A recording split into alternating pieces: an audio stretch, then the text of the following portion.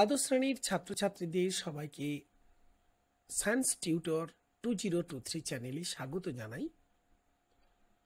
আমরা এখন কিছু মডেল কোশ্চেন পেপার নিয়ে আলোচনা করব। রসায়ন বিষয়ে থার্ড সেমিস্টারে এই মডেল কোশ্চেন পেপার যদি তোমরা অনুশীলন করো তাহলে কিন্তু তোমাদের পরীক্ষা খুব সহজ হবে এবং আশা করি সমস্ত প্রশ্নের আনসার তোমরা করতে পারবে। তো মনোযোগ সহকারে খাতা পেন নিয়ে তোমরা অবশ্যই এই ভিডিওগুলো দেখতে থাকো এবং প্রত্যেকটা কোশ্চেন ধরে ধরে তার অভ্যাসটা করতে থাকো। তো চলো আজকের লেসন শুরু করি। তো আজকের প্রথম প্রশ্ন মডেল কোশ্চেন পেপার 10-এর 0.01 মোলা সুক্রোজ দ্রবণ অপেক্ষা 0.01 m মোলা BeCl2 দ্রবণের স্ফুটনাঙ্কের উন্নয়নের মান। চারটে অপশন দেখে নাও। এবার এখানে দেখো 0.01 m সুক্রোজ দ্রবণ, এটা হচ্ছে নন ইলেকট্রোলাইট। আমরা কি বলবো, সুক্রোজ দ্রবণটা নন ইলেকট্রোলাইট মানে তড়িৎ অবিশ্লেষ্য। ঠিক আছে, তাহলে তড়িৎ অবিশ্লেষ্য দ্রবণের ক্ষেত্রে কণার সংখ্যা বাড়বেও না, মানে সংযোজিত বা বিয়োজিত কিছুই হয় না যেহেতু, ফলে দ্রবণে কণার সংখ্যা 0.01 m এই এর যে মোলারিটি সেটার জন্য একই থাকবে। অর্থাৎ দেখো সুক্রোজ দ্রবণে আমরা যদি বলি 0.01 মোলার, তাহলে তার থেকে যে কণার সংখ্যা হবে সে কণার সংখ্যা মানে উপাদান কণার সংখ্যা কিন্তু 0.01ই মোলস, নাম্বার অফ মোলস হবে উপাদান কণা।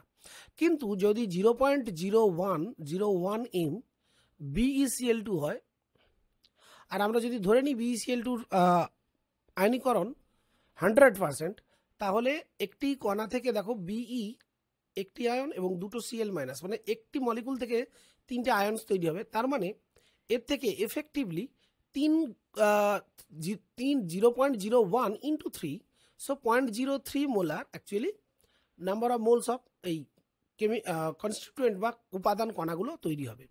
তাহলে দেখো প্রথমের থেকে এটা প্রায় 3 গুণ। তাহলে আমরা প্রায় শব্দটা কেন বলছি, কারণ এটা পুরোপুরি 100% যে আয়নিত হবে, মানে 100% ডিসোসিয়েশন নাও হতে পারে, কারণ BeCl2 আমরা এর আলফা অর্থাৎ আয়নীকরণ মাত্রা জানি না। সো আই থিঙ্ক এটা প্রায় 3 গুণ আনসার সঠিক। আনসার হবে প্রায় 3 গুণ। That means C is the right choice. C নয়, D is the right choice.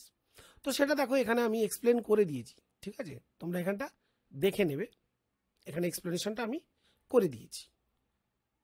Next question number 2,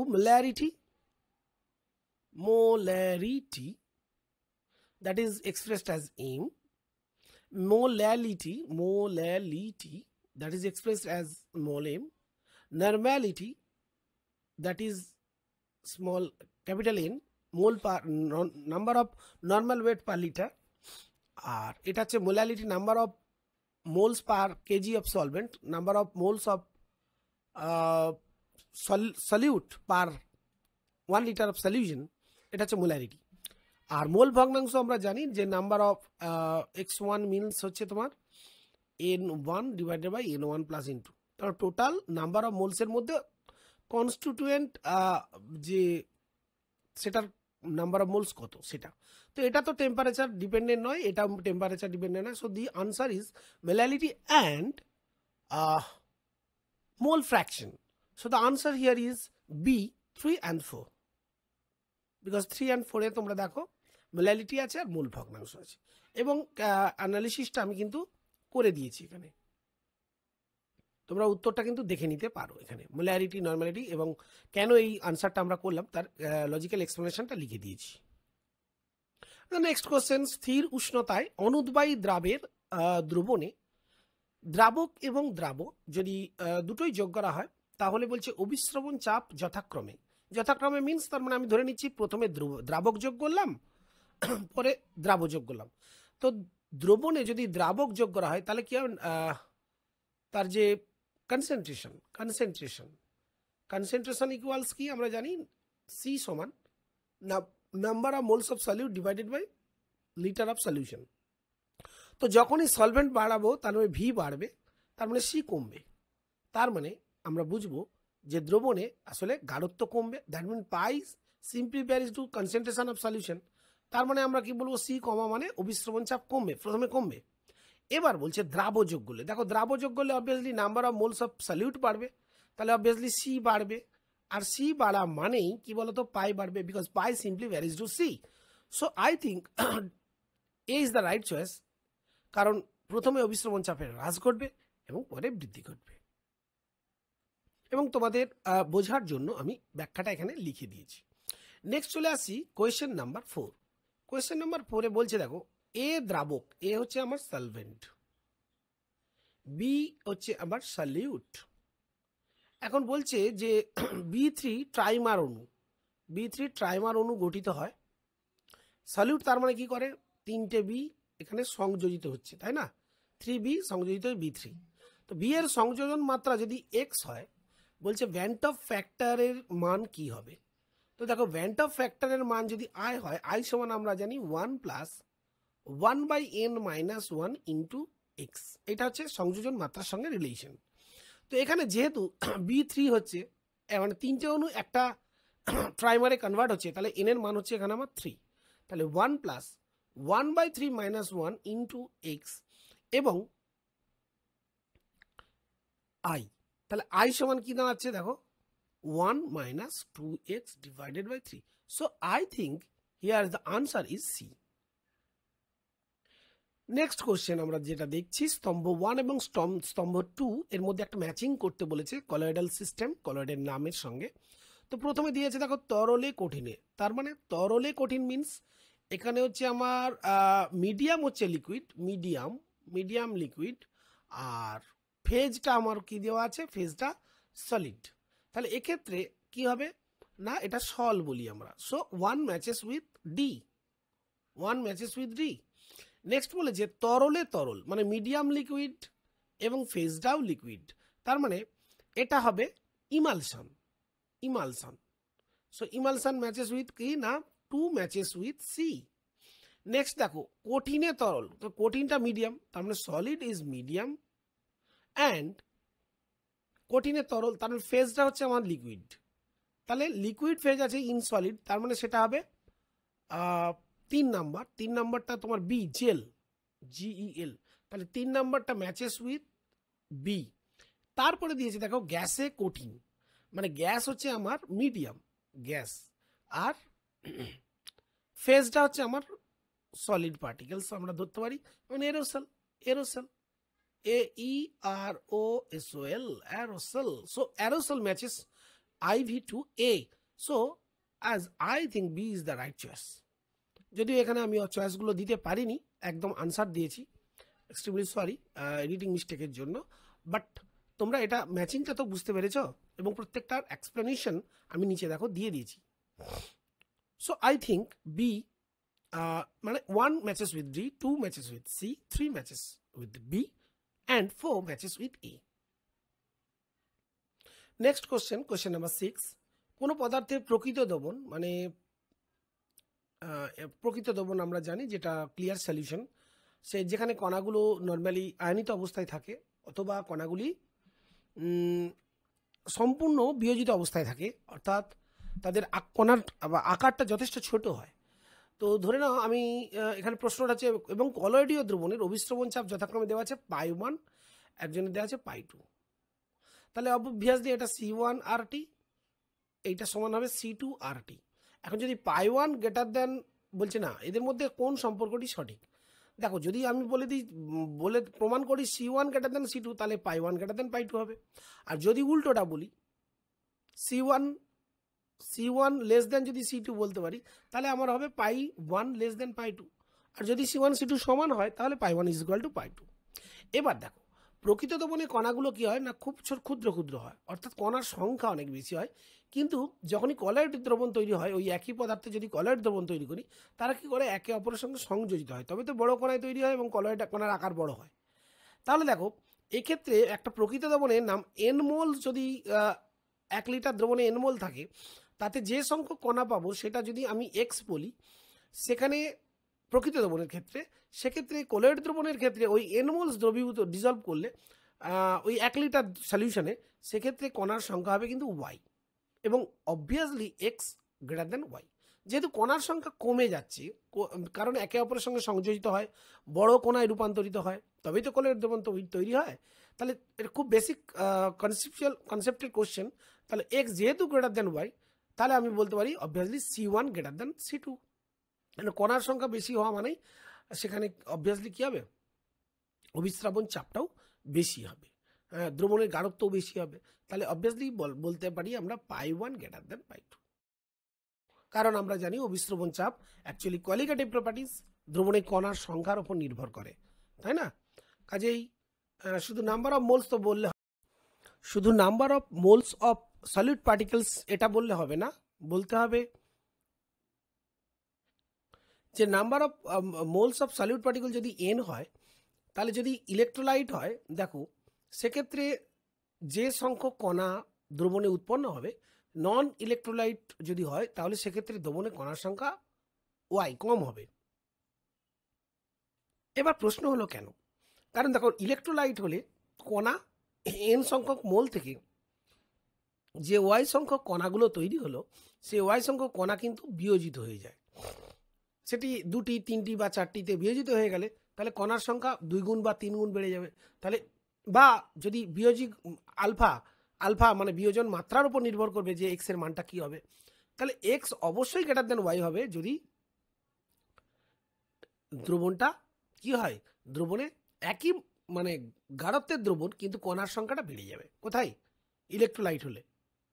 সুতরাং এটা আমরা বলতেই পারি যে প্রকৃত দ্রবণ বা কলয়েড দ্রবণ যদি একই এই ইলেকট্রোলাইট নন ইলেকট্রোলাইট না নিয়ে শুধু যদি আমরা নন ইলেকট্রোলাইট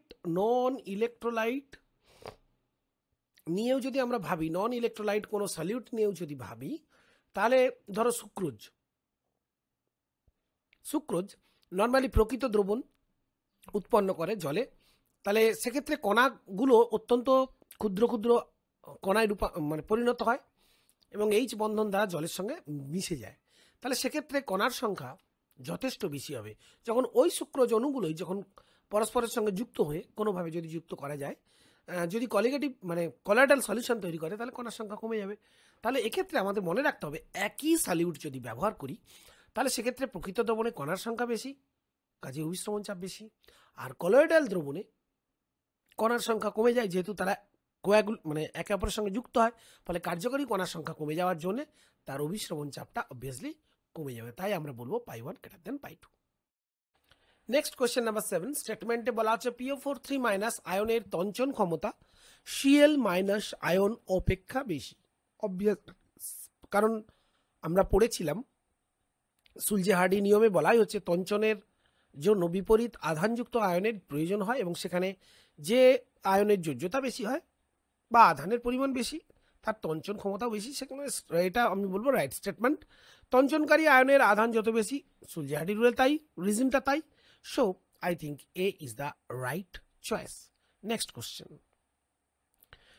দেহের কোন স্থানে কেটে গেলে রক্তপাত বন্ধ করার জন্য FeCl3 দ্রবণ ব্যবহার করা হয়? কারণ সিম্পল, রক্তে ঋণাত্মক আধানগুলিকে, মানে রক্ত তো নেগেটিভ কলয়েড, তো রক্তের এই নেগেটিভ কলয়েডকে আয়রন 3+ দ্বারা তঞ্চিত করা যায়। So C is the right choice. Iron 3+ ion না, এ অপশান নয়। বি যুত যৌগ গঠন করে, এটাও না। ডি Cl- নো, কোনো রাসায়নিক বিক্রিয়া হয় না, বাট তঞ্চিত হয় নেগেটিভ কলয়েড সলগুলো। আসলে রক্তের যে নেগেটিভ কলয়েড সেটা হচ্ছে অ্যালবুমিনের জন্য হয়, বুঝতে পেরেছো? রক্তের ঋণাত্মক আধান বিশিষ্ট অ্যালবুমিন কণাকেই আসলে এই আয়রন 3+ তঞ্চিত করে। কারণ রক্ত আমরা জানি যে ঋণাত্মক আধান বিশিষ্ট এই অ্যালবুমিন এর কারণেই এটি একটি কলয়েডাল সল। তো নেক্সট কোশ্চেন চলো। নেক্সট কোশ্চেন, N2O5 যৌগে নাইট্রোজেনের যোজ্যতা কত? তো এটা করতে গেলে তোমাদের প্রথমে স্ট্রাকচারটা একটু জানতে হবে। দেখো নাইট্রোজেনের ভ্যালেন্স ইলেকট্রন কত না 2, 5, তার মানে ব্যালেন্স ইলেকট্রন হচ্ছে 5টা, 1, 2, 3, 4, 5। তার মানে এ 5টা ম্যাক্সিমাম সমযোজী বন্ধন তৈরি করতে পারে। তো নাইট্রোজেনের ক্ষেত্রে আমরা দেখে নিই,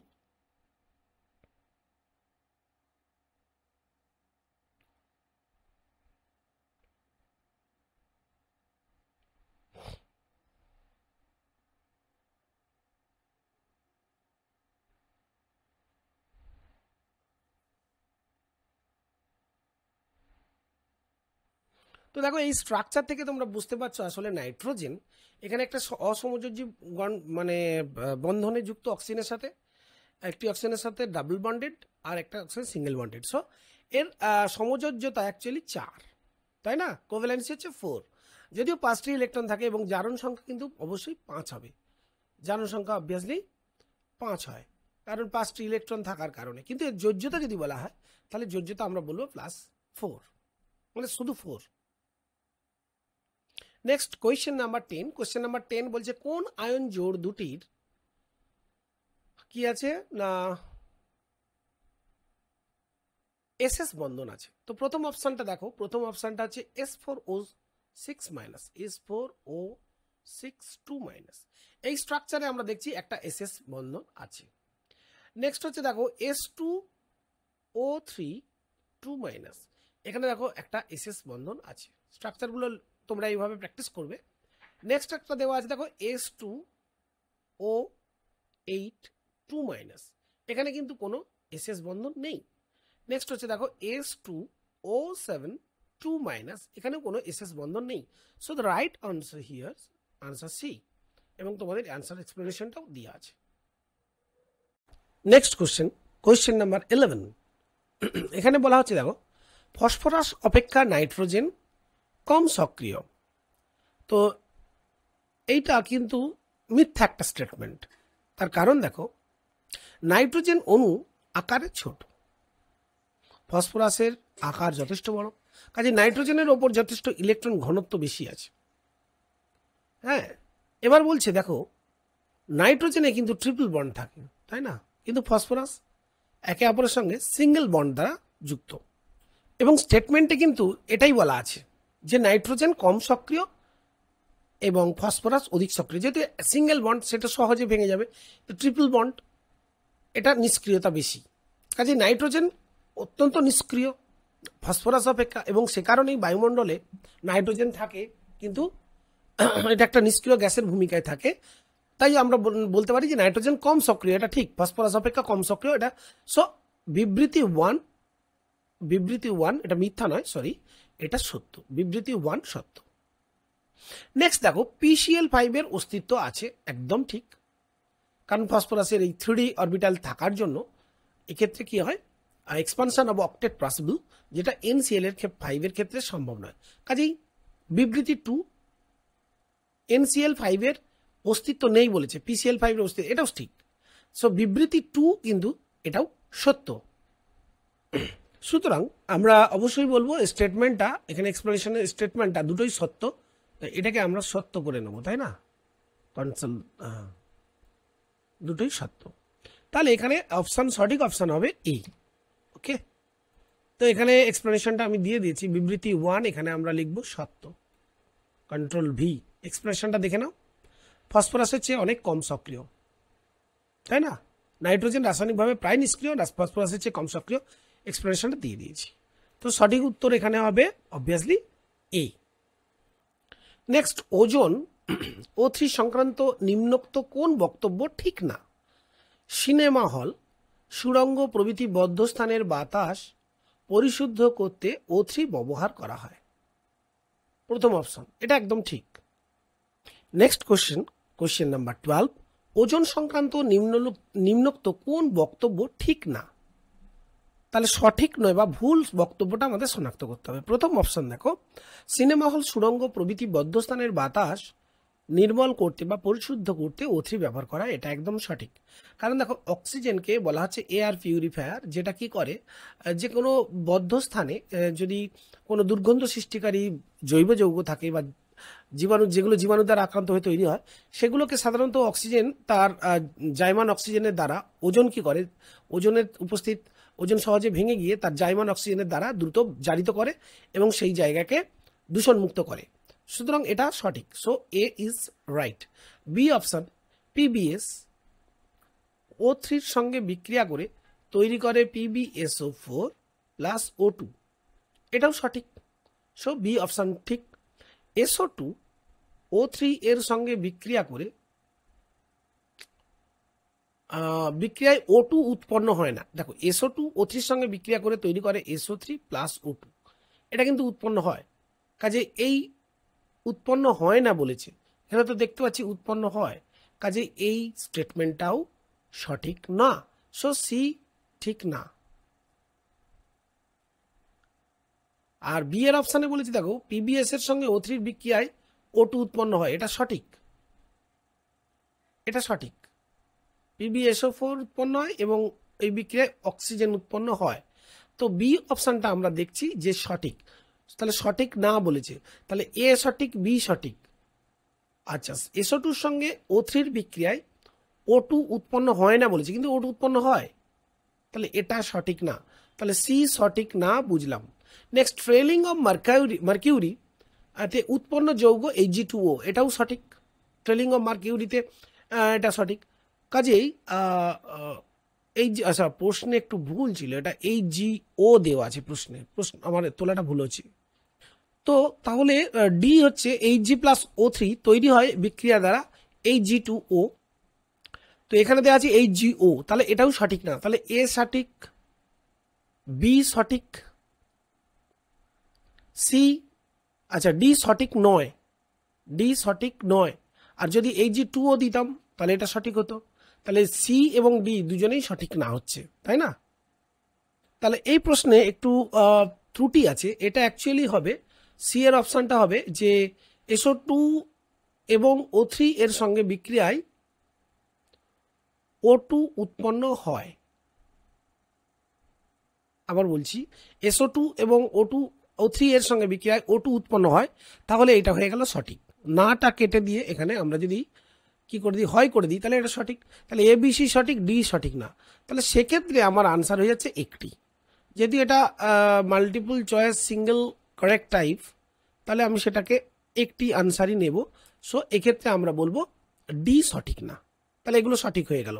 তাহলে এখানে কারেকশন করা হলো কি, O2 উৎপন্ন হয় না কথা ঠিক না, O2 উৎপন্ন হয়, এবং সেটার সমীকরণটাও আমরা দেখিয়ে দিয়েছি, দেখো SO2 + O3, SO3 + O2। এবার তোমাদের প্রয়োজন মতো এখানে আমি ব্যাখ্যাটাও দিয়ে দিয়েছি, তোমরা ব্যাখ্যাটাও দেখে নিতে পারো, ঠিক আছে? প্রয়োজন মতো তোমরা ব্যাখ্যাটাও দেখে নিতে পারো। একটু ভিডিওটাকে পজ করবে, আর পজ করে এখান থেকে এক্সপ্লেনেশনটা তোমরা তুলে নেবে। এরপরের কোশ্চেনে আমরা চলে যাব। এক্সপ্লেনেশনটা তোমাদের আমি দেখিয়ে দিয়েছি পুরোপুরি, কোনটা সঠিক কোনটা সঠিক না। তো এখানে একটু এইখানটা ঠিক করে নেব যে উৎপন্ন হয়,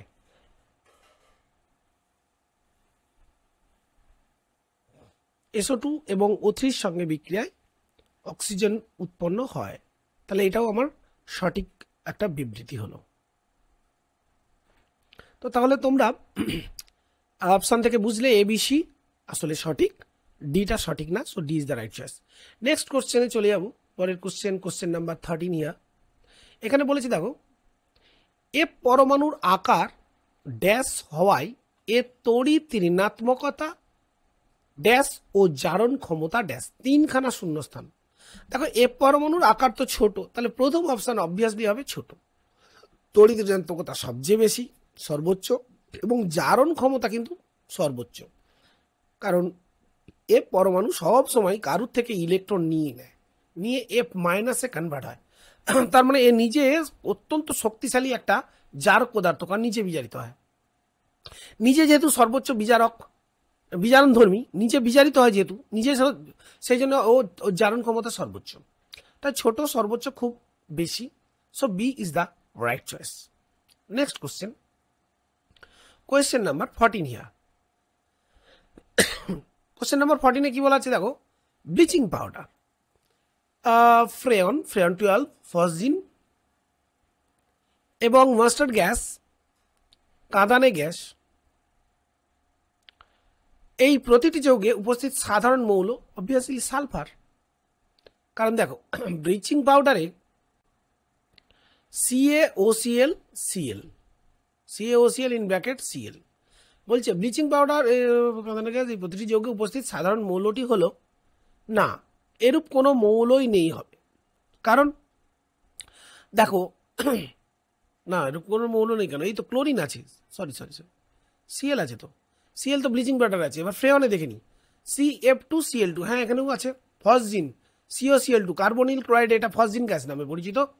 আর mustard gas Cl CH2 CH2S CH2CH2S। এই মাস্টার্ড গ্যাস তোমরা ক্লাস 10-এ এই কথাটা ক্লাস 10-এ কিন্তু শুনেছো। তো এর দেখো এর দুদিকে দুটো Cl গ্রুপ থাকছে, মাঝখানে S থাকছে। তো এটা অবভিয়াসলি একটা কম্পাউন্ড যেটা প্রত্যেকটাতেই Cl আছে। সো নাও এস আনসার না, answer is Cl। So A is the right choice here. তো আরেকটা অপশন আমি ছেড়ে গেলাম, সেটা হচ্ছে কাঁদানে গ্যাস। কাঁদানে গ্যাস যেটা টিয়ার গ্যাস বলে এবং পুলিশ ইউজ করে, সেটা হচ্ছে দেখো CCl3NO2 এই যৌগ, ট্রাইক্লোরো নাইট্রো মিথেন। তো এই যৌগটাতেও দেখো Cl আছে। So Cl is the right choice. এটা আমি এইখানে কাঁদানে গ্যাস অপশনটা খেয়াল করিনি, সরি। তো CCl3NO2 এতে আছে, মাস্টার্ড গ্যাসে আছে Cl দুদিকে দুটো, ফ্লুরিনে এই ফ্রেয়ন 12-এ আছে, ব্লিচিং পাউডারে আছে, আর ফসজিনে তো আছেই। সো রাইট চয়েস হচ্ছে এ। নেক্সট কোশ্চেন, XeF6 এর আর্দ্র বিশ্লেষণে নিচের কোন যৌগটি উৎপন্ন হয়? দেখো প্রথমে দেওয়া আছে XeOF4 হ্যাঁ, এই XeOF4 যৌগ তৈরি হতে পারত যদি আর্দ্র বিশ্লেষণটা পার্সিয়ালি বা আংশিক আর্দ্র বিশ্লেষণ হতো, কিন্তু যেহেতু সম্পূর্ণ আর্দ্র বিশ্লেষণের কথা বলা হচ্ছে, তো সেক্ষেত্রে তৈরি হবে XeO3 এবং HF। তাহলে এদের মধ্যে বলছে কোন যৌগটি উৎপন্ন হয় না। দেখো পার্সিয়ালি যদি বলা হয় XeOF4 তৈরি হয়, XeO2F2 তৈরি হয়, মানে আংশিক আর্দ্র বিশ্লেষণে, এবং HFও তৈরি হয়, XeO3 তৈরি হয়। তো XeO4 কোনোভাবেই তৈরি হয় না, কাজে XeO4 is the right choice. এবার পার্সিয়াল আর্দ্র বিশ্লেষণটা আমি দেখিয়ে দিচ্ছি তোমাদের। দেখো আংশিক আর্দ্র বিশ্লেষণে কি হয়, যে যখন জলের পরিমাণটা কম থাকে না, তখন জেনন ফ্লুরাইড, জেনন হেক্সাফ্লুরাইড XeF6 জলের সঙ্গে বিক্রিয়া করে তৈরি করে XeOF4। আবার বলছি XeOF4। আবার সেকেন্ড ধাপে XeOF4 পরে জলের সঙ্গে বিক্রিয়া করে তৈরি করে XeO2F2। Okay, so I think এখানে XeO4 is the right choice. Next question, statement 1, XeF6 এর Xe হচ্ছে সেন্ট্রাল অ্যাটম, এর সংকরায়ন বলছে sp3d3, একদম তাই, এবং সেটা আমরা দেখে নিচ্ছি। দেখো Xe এর নাম্বার অফ ভ্যালেন্স ইলেকট্রন হচ্ছে 8টি। তাহলে আমরা যদি H সমান half V plus X minus C plus A এই রুলটা ইউজ করি, তাহলে ভি এর জায়গায় বসাবো 8, এক্স এর জায়গায় বসাবো 6, কারণ 6টা ফ্লুরিন একযোজি যুক্ত, -0 + 0। So 14/2 = 7, 7 means sp3d3। এবার sp3d3 বলছে বিবৃতি 2 বলছে XeF6 এর গঠন 6 এর গঠনাকৃতি বিকৃতি অষ্টতলকীয় এবং হ্যাঁ একদম ঠিক। দেখো যদিও এটা পেন্টাগোনাল বাইপিরামিডাল হওয়ার কথা, কিন্তু যেহেতু একটা লোন পেয়ার থাকে না, সেই জন্যে এর স্ট্রাকচারটা এরকম হয়, এই জায়গাতে একটা লোন পেয়ার থাকে আর বাকিগুলোতে এফ থাকে। ওকে, এটা একটা বিকৃত অষ্টতলকীয় স্ট্রাকচার গঠন করে। সো দুটো ঠিক, অর্থাৎ A is the right choice, right statement. Next question number 17, silver nitrate দ্রবণের সঙ্গে সবচেয়ে দ্রুত বিক্রিয়া করে অবভিয়াসলি সেই যে আয়নাইজেবল ক্যাটায়ন এবং Cl- অ্যানায়ন দেয়। তো এবার অপশান এ তে দেখো কি আছে, CH2 ডবল বন্ড CH2। এটা দেখো যখন এখানে প্লাস হয় আর Cl- হয়, এটা রেজোনেন্সের দ্বারা সুস্থিতি লাভ করে, কাজেই এটা একটা সুস্থিত ক্যাটায়ন। অপশান বি তে আমরা দেখব যখন তৈরি হচ্ছে CH3CH ডবল বন্ড CH, এখানে Cl আছে, অবভিয়াসলি এখানে রেজোনেন্সের দ্বারা এখানে একটা পার্সিয়াল ডবল বন্ড ক্যারেক্টার তৈরি হবে, সেই জন্য এখানে কোনো ক্যাটায়ন তৈরি হবে না। CH3CH এরকম কোনো দুস্থিত ক্যাটায়ন তৈরি হওয়া সম্ভব নয়। সি একইভাবে দেখো CH3CH2CH, এক্ষেত্রে Cl বন্ড ব্রেক সম্ভব না, এটা পিওরলি কোভ্যালেন্ট একটা ক্যারেক্টার এই বন্ডটা, এবং এই বন্ড ভেঙে যাওয়ার পর এখানে যে প্লাস হবে সেটা যেহেতু এটা 1 ডিগ্রি ক্যাটায়ন হবে এবং সেটা দুস্থিত হবে, যেহেতু ক্লোরিন আছে, ক্লোরিন ইলেকট্রো নেগেটিভ হওয়ার জন্য এই পজিটিভ চার্জকে ডিস্টেবিলাইজ করবে।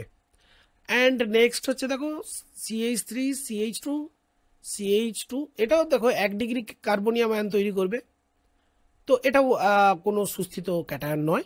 সো আমি এখানে দেখো আনসারটা লিখে দিয়েছি, আনসার এ হচ্ছে রাইট চয়েস। এবং কেন এ রাইট চয়েস দেখো তার টোটাল এক্সপ্লেনেশনটা তোমরা এখানে পেয়ে যাচ্ছ, লিখে দেখে নেবে। নেক্সট কোশ্চেন চলে যাবো আমরা কোশ্চেন নাম্বার 18। কোশ্চেন নাম্বার 18 কি বলা আছে দেখো, নিচের কোনটি ইথাইল ক্লোরাইড তৈরির একটি সর্বোত্তম পদ্ধতি?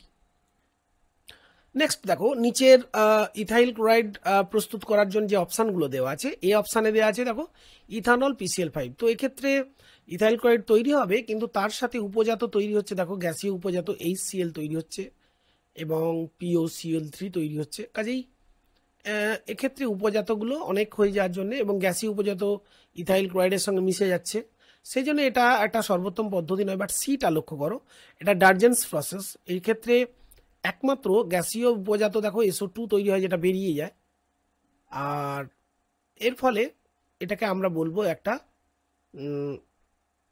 উপজাত SO2 হোক বা HCl হোক, এগুলো তো গ্যাসীয়, তো এগুলো বেরিয়ে যাবে, যেটা সিতে তৈরি হচ্ছে।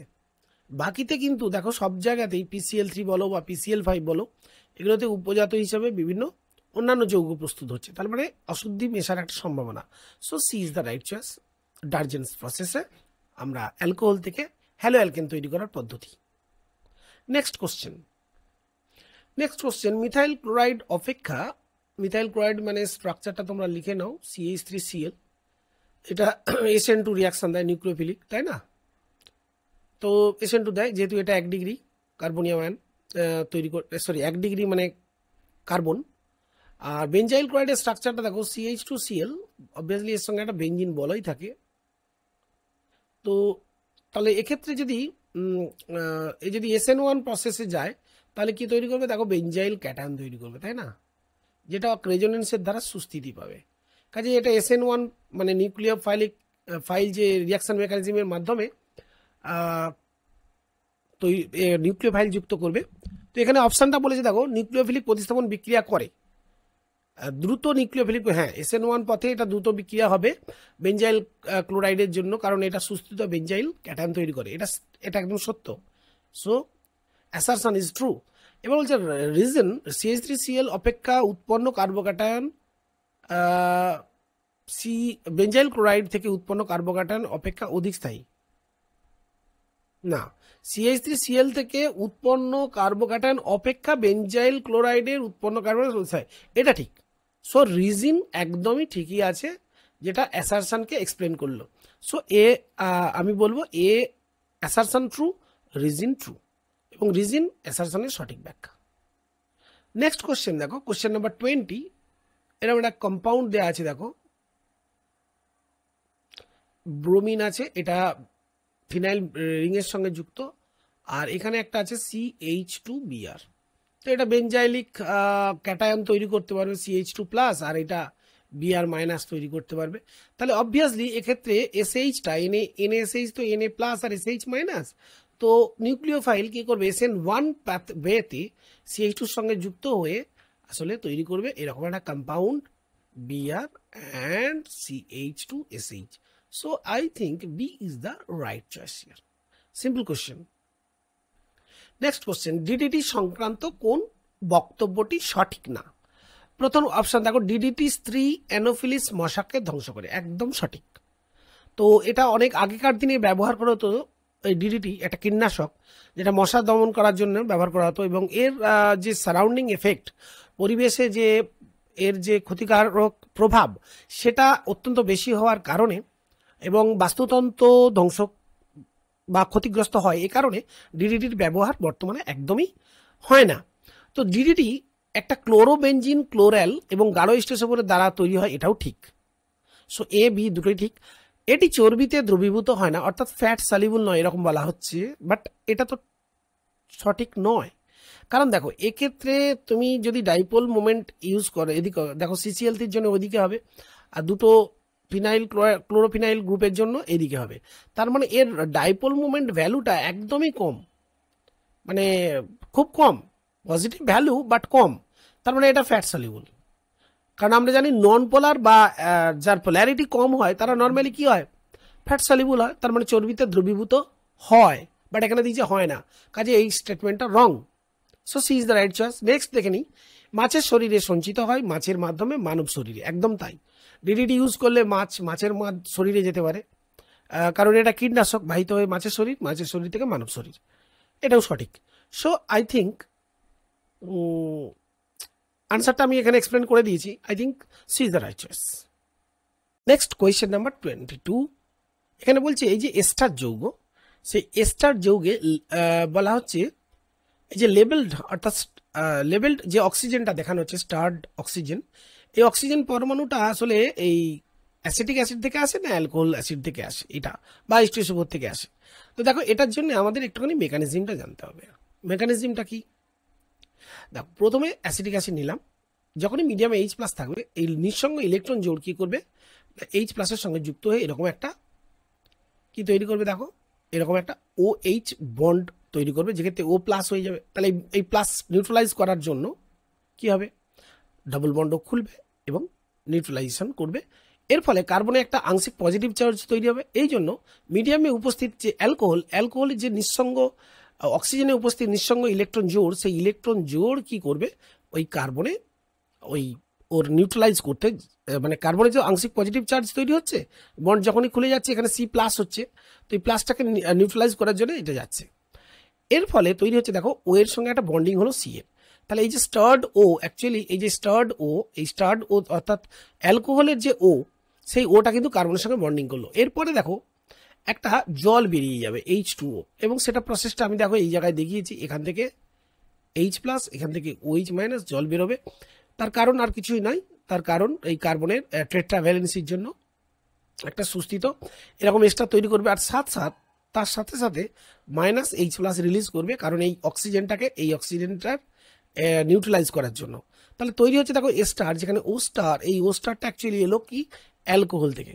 সো বি ইথানল থেকে, আনসারটা হবে ইথানল থেকে। দেখো এখানে ইথানলের স্ট্রাকচার এই যে আমরা পড়ে দিয়েছি, ইথানল ETOH, সংক্ষেপে লিখছি CH3CH2OH কে, CH3CH2 পার্টটাকে ইটি লেখা হলো। নেক্সট কোশ্চেন নাম্বার 23, কিটোন থেকে মানে প্রোপানন থেকে আমরা দেখছি প্রোপানল তৈরি হচ্ছে। এই রূপান্তরের জন্য বলছে যে 4টে রিডিউসিং এজেন্ট দেওয়া হয়েছে, সেটার কোনটি ব্যবহার করা যাবে। তো অপশানে বলছে কেবলমাত্র 2 মানে NaBH4। হ্যাঁ, NaBH4 ব্যবহার করা যাবে, অসুবিধে কিছু নেই, কারণ এটা মাইল্ড রিডিউসিং এজেন্ট, কিন্তু এটা বিজারণ করতে পারে। NaBH4 বা LiLH4 কিন্তু এটা একটা শক্তিশালী বিচারক, এটাও পারবে। কাজে NaBH4 বা LiLH4 দুটোই। এবার দিয়েছে ইথানল, এটা বুভো-প্ল্যাঙ্ক বিজারণ করে, কিটোনকে বিজারিত করে অ্যালকোহল, এটাও পারবে। তারপরে দিয়েছে MPB রিডাকশন, MPB মানে মিরউইন পান্ডারফ বার্লি রিডাকশন। তো এক্ষেত্রেও এই MPB রিডাকশনটাও এটাও অনেক বেশি কি এফেক্টিভ কিটোনকে অ্যালকোহলে রূপান্তরিত করা। So as I think D, তারপরে 4টে অপশানই হবে, অর্থাৎ 1, 2, 2, 3 এবং 4। সো রিডিউসিং এজেন্ট হিসেবে আমরা 4টেকেই ব্যবহার করতে পারি কিটোন থেকে অ্যালকোহল প্রস্তুত করার জন্য। এখন তোমরা এখানে প্রশ্ন করতে পারো স্যার MPB বিজারণ যেটা বলছেন, MPB বিজারণ আসলে কোন রিডিউসিং এজেন্ট ব্যবহার করা হয়। তো এক্ষেত্রে আইসোপ্রোপানল দ্রবণে অ্যালুমিনিয়াম আইসোপ্রোপক্সাইড, অর্থাৎ এইরকমভাবে আমরা লিখি আইসোপ্রোপানল, তার সঙ্গে কি দিব না, এই যে আইটা এখানে মাথায় দেওয়া আছে, অ্যালুমিনিয়াম আইসোপ্রোপক্সাইড, Al আইসোপ্রোপক্সাইড, PRO3 আইসোপ্রোপক্সাইড, ঠিক আছে। এই যৌগটাকে নর্মালি ব্যবহার করা হয়। তো এর স্ট্রাকচারটা আমরা যদি লিখি এখানে, তাহলে আসছে দেখো প্রোপানল স্ট্রাকচার, CH3CH আইসো গ্রুপ, এটা আইসোপ্রোপানল হলো। এবার তারপরে দেখো আইসোপ্রোপক্সাইড মানে CH3CHO, তারপরে দিয়ে দাও অ্যালুমিনিয়াম, যেহেতু রিডিউস মানে ট্রাইভ্যালেন্সি, তো CH3CHO, তার আবার HOL3Al, এইটা হচ্ছে তোমার আইসোপ্রোপক্সাইড, ঠিক আছে, CH3CHO। তো এটা একটা ভালো রিডিউসিং এজেন্ট, এটা যে কোনো কিটোনকে কি করতে পারে, 2 ডিগ্রি অ্যালকোহলে রূপান্তর করতে পারে। নেক্সট কোশ্চেন নাম্বার 24, এখানে দেখো দেওয়া আছে প্রথমে ফেনল। তো ফেনলের সঙ্গে প্রথমে যেটা দেওয়া আছে mixed acid, concentrated HNO3 and লেখাটা একটু ভুল হলো, কনসেন্ট্রেটেড CONC, তার সাথে দেওয়া হচ্ছে কনসেন্ট্রেটেডই H2SO4। এখান থেকে অ্যাকচুয়ালি ইলেকট্রোফাইল যেটা রিলিজ করে সেটা হচ্ছে NO2+। ওকে, সুতরাং ফেনলের সঙ্গে যদি নাইট্রেশন করানো হয় তো আমরা স্ট্রাকচারটা ফেনলের কমপ্লিট করব। OH হিয়ার,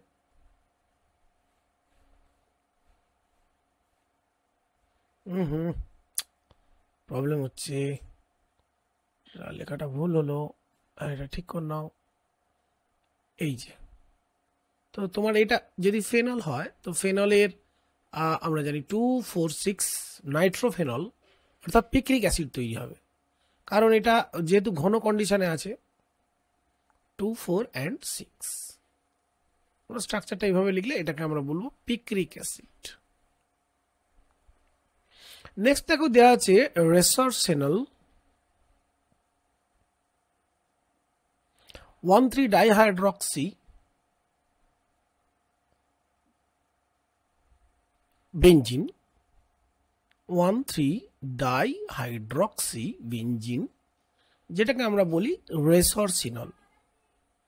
এবার এই রেসারসিনলে একই ট্রিটমেন্ট করা হচ্ছে, তাহলে অবভিয়াসলি এক্ষেত্রেও 2,4,6 নাইট্রো রেসারসিনল তৈরি হবে। তো এটাকে আমরা বলি styphnic acid, styphnic acid. So the right choice হবে A is the right choice. Next অপশানগুলো দেখে নেব। নেক্সট চয়েস দিয়েছে styphnic acid and picric acid. No, প্রথমটা তো স্টিফনিক না, পিক্রিক বেঞ্জোইক না, পিক্রিক অ্যাসিড এবং স্যালিসাইলিক না। সো দ্য রাইট অপশান আমরা পেয়ে গেলাম। এবং এখানে দেখো ব্যাখ্যাতে আমি পরিষ্কার দিয়ে দিয়েছি যে ফেনল 2,4,6-ট্রাইনাইট্রোফেনল বা পিক্রিক অ্যাসিড তৈরি করছে, এবং রেসারসিনল একইভাবে। যেহেতু এই রেসারসিনলের এই যে দেখো এই যে OH, এই বন্ডের সাপেক্ষে এটা আছে অর্থ পজিশন, আবার এই এর সাপেক্ষে এটা অর্থ, আর এর সাপেক্ষে যে এইটার সাপেক্ষে এটা আছে প্যারা। তো এই পজিশনটা ওই জন্য NO2 অ্যাক্টিভেট হচ্ছে। আবার এইটার সাপেক্ষে দেখো এই কার্বনটা হচ্ছে প্যারা অবস্থান, তাহলে অর্থ এবং প্যারা অবস্থানগুলোতে NO2 অ্যাটাকটাই মূলত, যেহেতু ইলেকট্রোফিলিক সাবস্টিটিউশন রিয়াকশন, সেই জন্য NO2+ আসলে অর্থ প্যারা অবস্থানেই তুলনামূলক ইলেকট্রন ঘনত্ব বেশি পায়, তাই এখানে রিয়াকশনটা করে। কোয়েশ্চেন নাম্বার 25, নিচের যৌগগুলিকে অম্লত্বের ক্রম অনুসারে সাজাও। প্রথম আছে ফেনল। ফেনল তো খুবই একটা ভালো আম্লিক, ফেনলের অপশান 1। তারপর হচ্ছে নাইট্রোফেনল। নাইট্রোফেনল ফেনলের থেকে বেশি আম্লিক, তার কারণ দেখো নাইট্রো গ্রুপটা থাকার কারণে OH যে থেকে H+ রিলিজ হওয়ার পর যে ফিনক্সাইড আয়ন হয়, তো প্যারা অবস্থানে থাকার কারণে -R রেজোনেন্সের দ্বারা স্টেবিলাইজ করে, তো এই জন্য 1-এর থেকে বেশি আম্লিক। আবার 2-এর থেকে দেখো 3 অর্থাৎ মেটানাইট্রোফেনল কম আম্লিক, কারণ এক্ষেত্রে শুধু -I এফেক্ট হবে, -R এফেক্ট কোনো স্থান পাবে না। কেন বলো তো?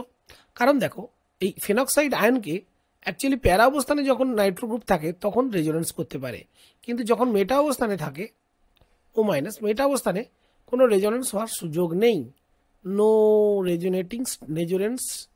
রেজোনেন্স স্টেবিলাইজেশন,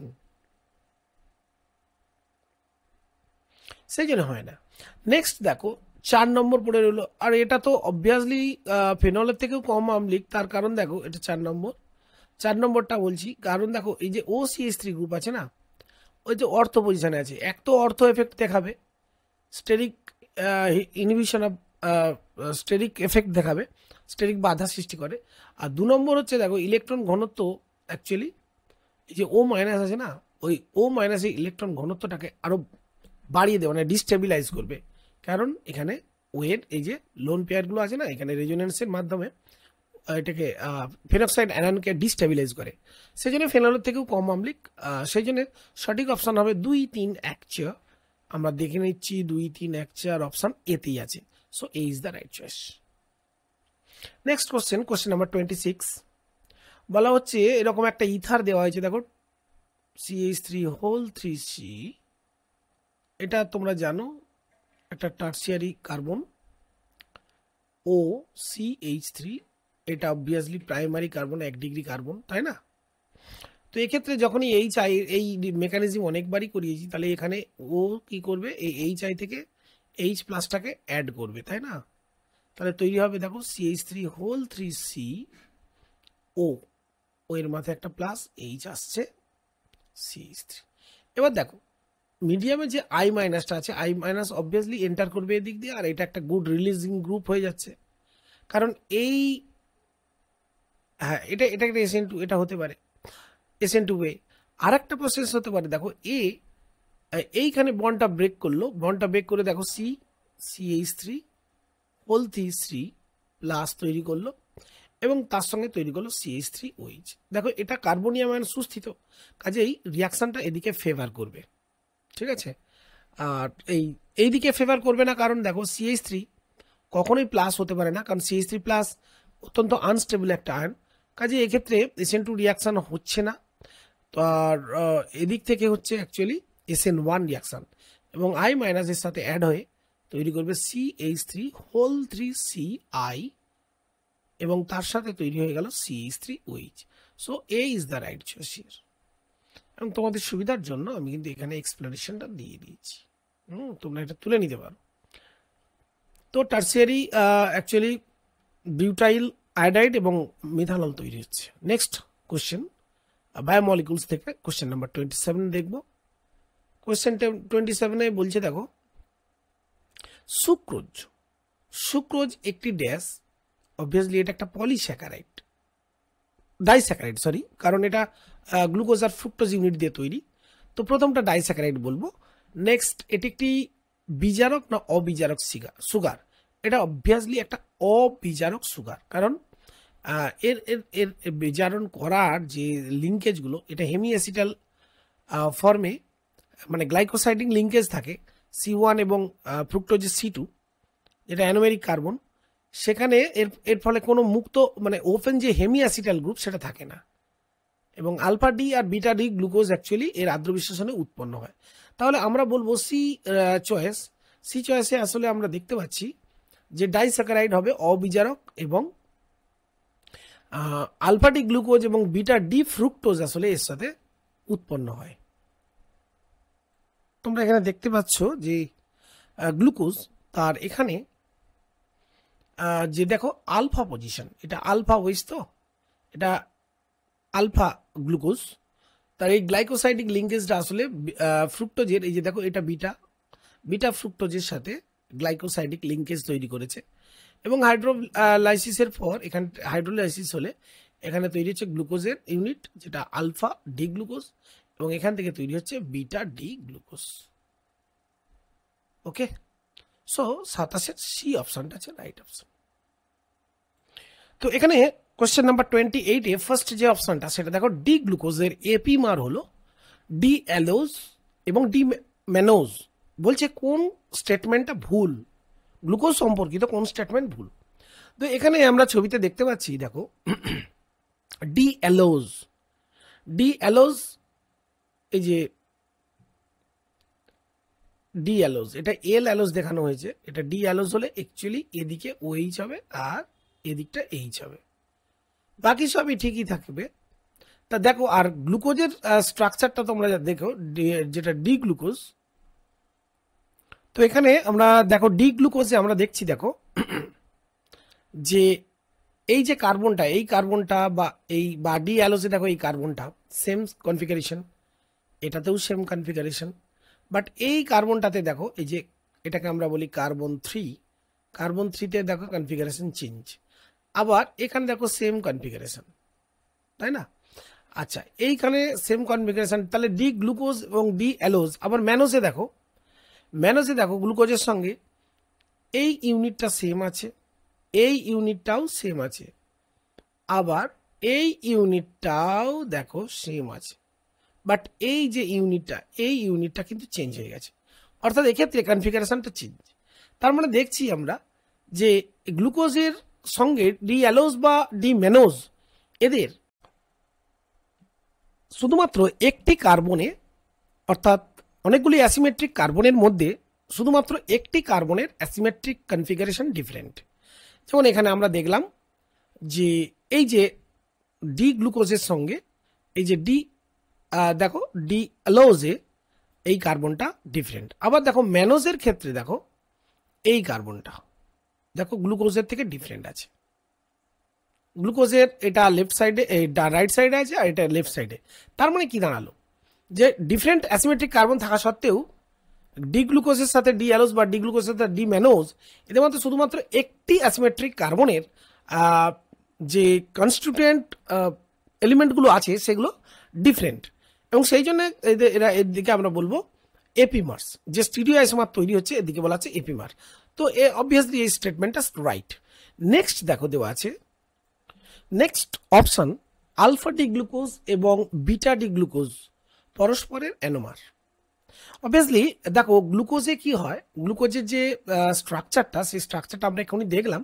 সেখানে কি হচ্ছে, গ্লুকোজ সাইক্লিক ফর্ম তৈরি করে, এবং সাইক্লিক ফর্মে দেখা গেছে যে C1 কার্বন অ্যাকচুয়ালি একটা নতুন কাইরাল সেন্টার ফর্ম করে, যেখানে OH এর অবস্থান ওই সাইক্লিক চেনের ওপরে বা নিচে হতে পারে। সেই কারণে তাকে নাম নতুন করে, মানে সাইক্লিক রিং যেহেতু সাইক্লাইজেস হয়েছে, এইরকম যৌগের ক্ষেত্রে দুটোকে আলাদা করার জন্য দুটো নতুন নাম দেওয়া হচ্ছে আলফা এবং বিটা। এই যে দেখো এই যে ডি গ্লুকোজটা আছে না, এই ডি গ্লুকোজের এই যে CHO, এই CHO যখন এই OH এর সাথে অ্যাকচুয়ালি সাইক্লাইজেশন করে, যে সাইক্লিক স্ট্রাকচারটা আমরা দেখতে পাই, সাইক্লিক স্ট্রাকচারটা আঁকছি দেখো, এটা অ্যাকচুয়ালি কি করে, অ্যানোমারিক কার্বন ফর্ম করে। ওকে, এই জায়গাটা লক্ষ্য করো, এখানটা OH হতে পারে, H হতে পারে, এটা হচ্ছে আমার CHO, এটা 1 নম্বর কার্বন, এই যে কার্বনটা এটা 1 নম্বর, আর এখানটায় যে CH2OH H, এটা আমার 6 নম্বর কার্বন, এটা আমার 5 নম্বর কার্বন। তো এখানে এইটাকে আমরা বলছি আলফা, আর এই OH-টা যদি নিচের দিকে থাকে, এটাকে বলছি বিটা, আর OH-টা নিচের দিকে থাকলে সেটাকে আমরা বলছি আলফা। তো এই কার্বনটাকে এই জন্য বলা হচ্ছে অ্যানোমারিক কার্বন, অ্যানোমারিক কার্বন। এখন প্রশ্ন হতে পারে যে স্যার এই ক্ষেত্রেও তো আলফা আর বিটা এই যে দুটো অ্যানোমার, এরা তো স্যার এপিমার। অবভিয়াসলি তাই, কারণ অ্যানোমার হচ্ছে স্পেশাল টাইপ অফ এপিমার। একটা এপিমার দুটো সাইক্লিক ফর্ম করে দুটো এনোমার তৈরি করতে পারে। ওকে, একটা এপিমার, কিন্তু একটা এপিমার তার অন্য একটা এপিমার কখনো সাইক্লিক ফর্ম হবে না, সেটা ওপেন চেন হবে। তো চলো আমরা একটা দেখে নিই যে ডিফারেন্সটা আছে। তো দেখো comparison of anomers with epimers. প্রথমে দেখো ডেফিনেশনটা কি বলেছে, specific type of epimer that differ in configuration only at the anomeric carbon, সেটাকে বলা হচ্ছে অ্যানোমার্স। তো anomer is a type of epimer. Epimer a stereoisomer that differs in configuration at only one of several chiral centers, যেমন D allows, mannose, এরা হচ্ছে গ্লুকোজের epimer. কিন্তু আমরা যদি বলি ডি গ্লুকোজ, তার অ্যানোমার কে না আলফা এবং বিটা ডি গ্লুকোজ, অর্থাৎ একটা এপিমার একাধিক অ্যানোমার তৈরি করছে। লোকেশন অফ ডিফারেন্স দেখো, অ্যানোমেরিক কার্বনে কি হচ্ছে, the anomeric carbon is the carbon atom that becomes a new chiral center when a sugar cyclizes from its linear form. It is C1 in aldoges, আমরা যেটা দেখালাম, and C2 in ketoges. সাইক্লাইজেস করলে তখনই অ্যানোমেরিক কার্বনটা form হচ্ছে। Epimeric carbon can be any chiral carbon atom in the molecule as long as all other chiral centers are the same. ঠিক আছে, এপিমেরিক carbon কোন একাধিক কার্বন মানে একাধিক কাইরাল কার্বন সেন্টার বিশিষ্ট যৌগের মধ্যে যে কেউ হতে পারে, যেখানে একটি মাত্র কার্বনে কি কনফিগারেশনাল চেঞ্জ আছে। Structure always cyclic in nature, anomer, আর can be either cyclic or that is open chain or cyclic, মানে acyclic cyclic. Relationships, anomers are a subset of epimers. Epimers are a broader category of diastereomers. Example, D-glucose alpha এবং beta D form এরা হচ্ছে anomers because they differ only at C1 anomeric carbon. D-glucose, D-mannose যেটা আগে বললাম, where C2 carbon হচ্ছে differs and hence they are epimers because they differ in configuration only at C2 carbon. যদি ইন্টারকনভার্সন হয় অ্যানোমার তখন সেটাকে আমরা বলি mutarotation, but interconversion of epimers are called epimerization. Okay, so this is the difference between anomers and epimers. কিছুটা আশা করি বুঝলে। নেক্সট বলা হচ্ছে দেখো ডি গ্লুকোজ, সরি গ্লুকোজকে গাঢ় নাইট্রিক অ্যাসিডের সঙ্গে বিক্রিয়ায় গ্লুকোনিক অ্যাসিড, নো, গ্লুকোজের সঙ্গে গাঢ় নাইট্রিক অ্যাসিডের বিক্রিয়ায় অ্যাকচুয়ালি তৈরি হয় স্যাকারিক অ্যাসিড।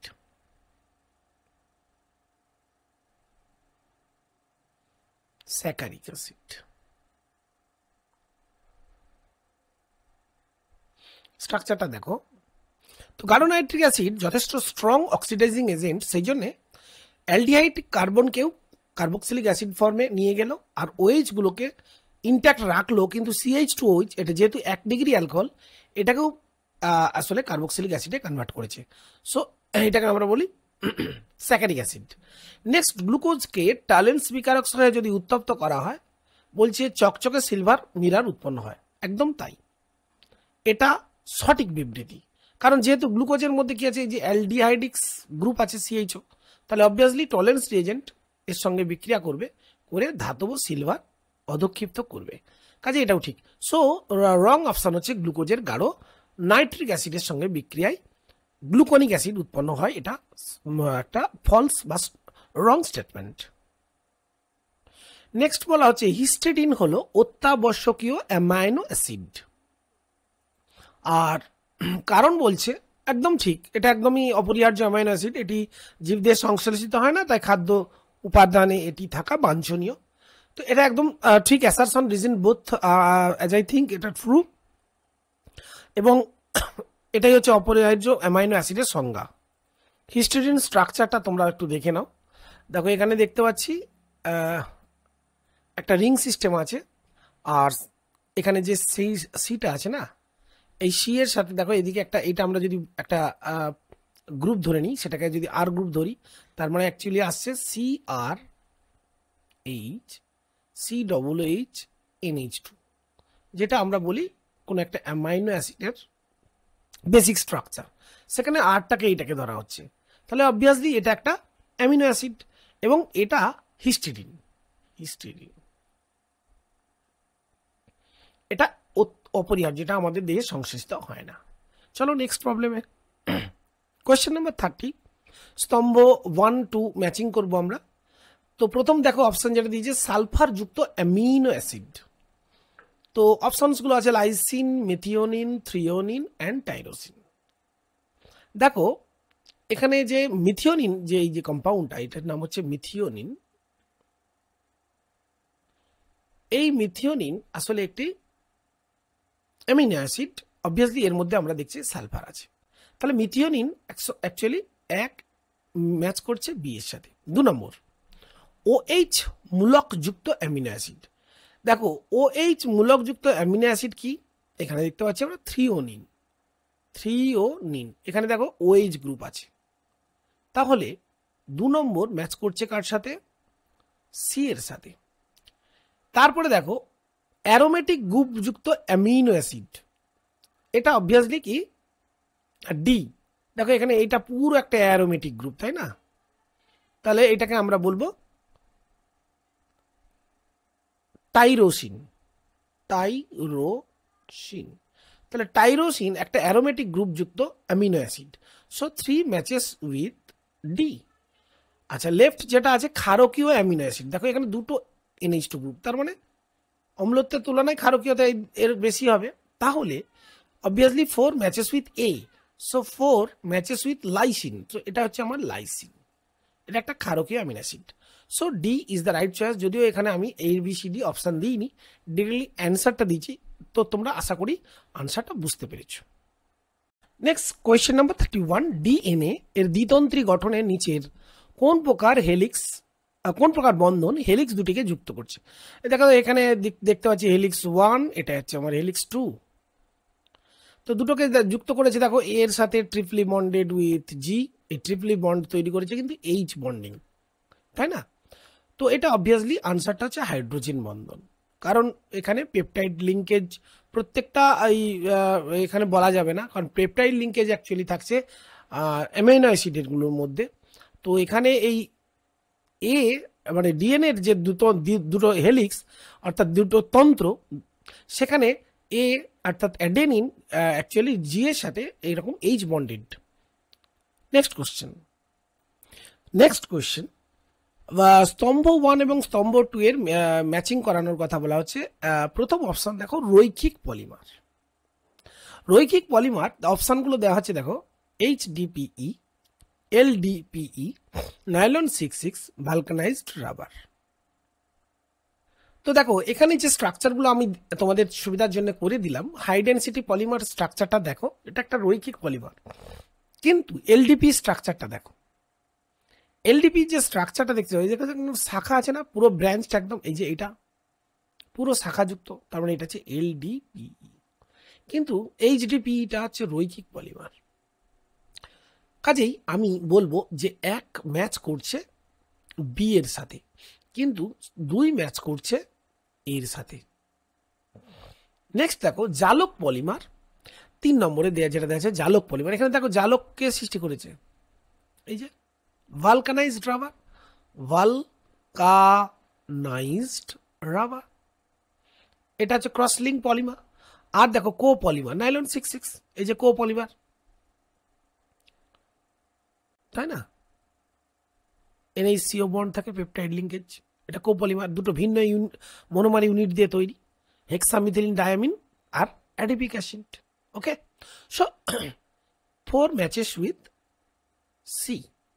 সো আমরা বলবো এই ম্যাচিংটা 1B, 2A, 3D and 4C। চলো next question number 33। Next question, রাবারের ভালকানাইজেশনে নিচের কোন মিশ্রণটিকে উত্তপ্ত করলে ঘটে থাকে? তো রাবার মূলত তৈরি হয় প্রাকৃতিক যে আমরা জানি আইসোপ্রিন ইউনিট থেকে। তো প্রাকৃতিক আইসোপ্রিন ইউনিট আসলে রাবারের মনোমার, যার থেকে সালফারের সাহায্যে ভালকানাইজ করে আমরা তৈরি করি এরকম একটা ক্রস লিঙ্ক সালফার ইউনিট, যেটাকে আমরা বলছি ভালকানাইজড রাবার, এবং এটি অত্যন্ত দৃঢ় এবং সুস্থিত প্রাকৃতিক রাবারের থেকে। তো এখানে অপশনগুলোর মধ্যে দেখো আমরা যেটা পাচ্ছি isoprene and sulphur, C is the right choice. Next দেখো কোশ্চেন নাম্বার 34। এখানে বলা হচ্ছে কোন বিবৃতি সঠিক না? নাইলন 6 এর মনোমার হলো ক্যাপ্রোল্যাক্টাম, একদম সঠিক। তারপরে বলছি দেখো নাইলন 66 এর মনোমার ট্রান্স আইসোপ্রিন, না একদম না, আমরা একটু আগেই পড়েছি অ্যাডিপিক অ্যাসিড এবং হেক্সামিথিলিন ডায়ামিন, এটা ভুল। বুনা এস এর অন্যতম মনোমার হলো স্টাইরিন, একদম ঠিক, স্টাইরিন বিউটাডাইন রাবার। আর বুনা এন এটা হচ্ছে অ্যাক্রিলোনাইট্রাইল, এর অন্যতম মনোমার, সো এটাও সঠিক।